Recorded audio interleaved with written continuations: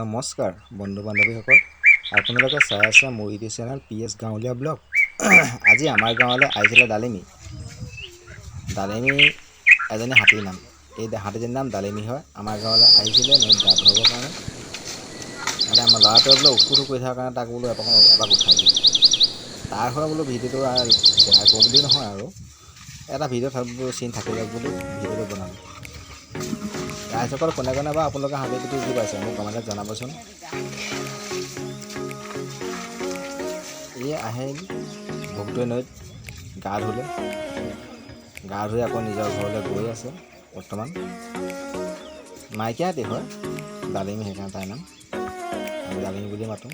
এয়া মোৰ ল'ৰাটো আগত আছে, কাৰণ বাকীকেইটা আমাৰ গাঁৱৰ ল'ৰা ভাইটি মোৰ হয়। অকণমান হাতীৰ প্ৰতি উঠিছে, তাৰে এটা ভিডিঅ' বনালোঁ। চাই কেনেকুৱা লাগিলে ৰাইজসকল